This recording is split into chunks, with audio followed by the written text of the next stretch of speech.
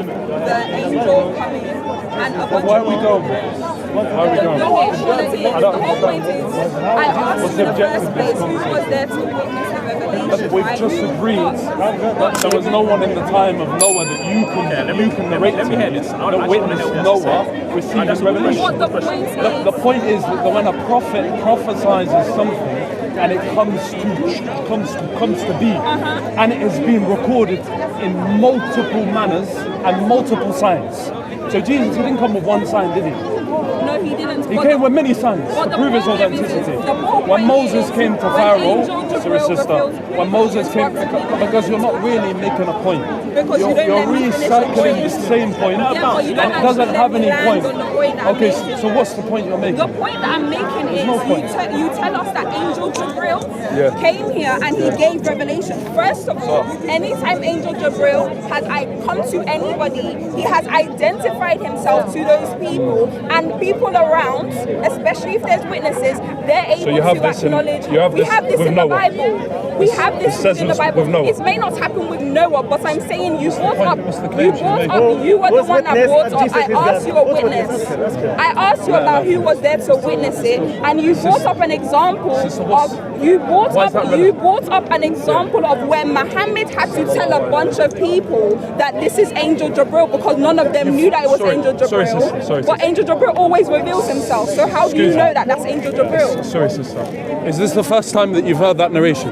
It's not the first time I've heard that narration. You've heard that narration? I've heard that narration. Okay, so you've examined the details of it. I've examined the details of that. It's not just a surface level investigation. It's not just a surface because you've noticed very particularly about how I've been speaking to you. Yes. I've not referenced the Bible or a verse. I know because I don't want to be disingenuous. disingenuous.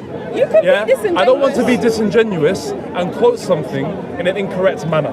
And I think that you wouldn't appreciate that from me. Is that right? Yeah, I wouldn't appreciate it. But if we're talking about an angel, Gabriel, which we can find inside of the Bible, right? And we can find inside of the Quran, we know who actually, his name wasn't Gabriel, it was Jibreel. That's another point. Okay, Jibreel. According to the Hebrew, what was his name? That is according to the Hebrew that we know who we're talking about. We all know. All right, look, sister. Okay, I want to come to this point how you're going around.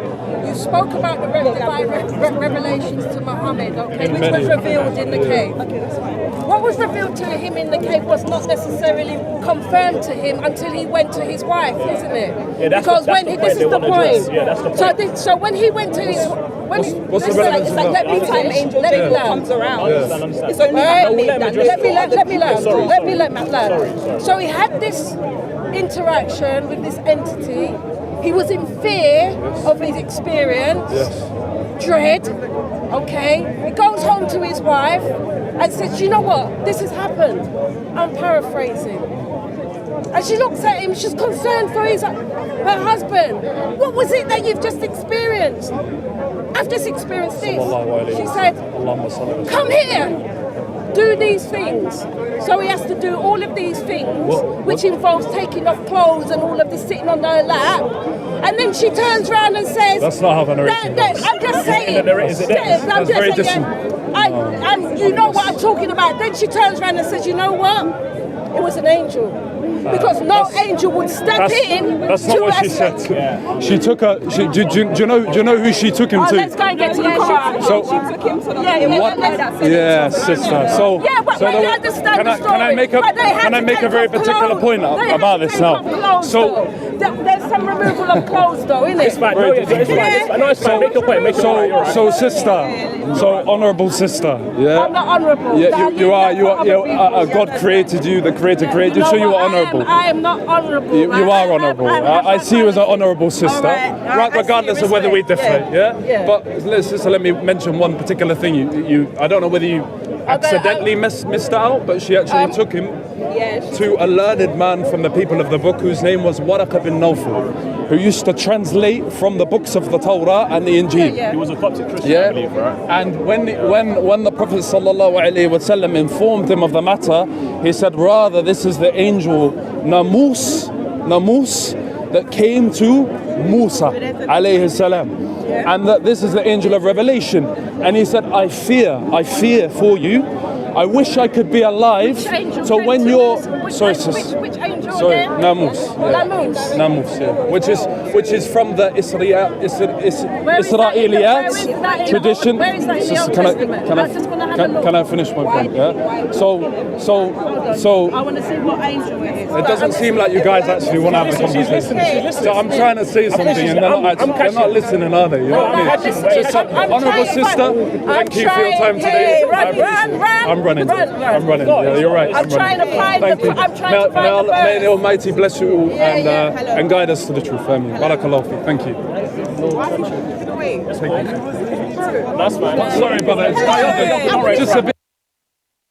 It seems like when someone says you're running, when I realise someone is not being sincere, I leave the conversation. The Prophet ﷺ, he said to us, that Allah said in the Quran, when you start arguing with the people, like don't argue with them, turn away from them, because it's just argumentation. There's no benefit. But let me say this though, bro. When speakers, on another occasion we can talk. Like, you know, they're trying to get a bit. God bless. Thank you. Maybe when he was sensing hostility. No. Certainly not expressing any hostility.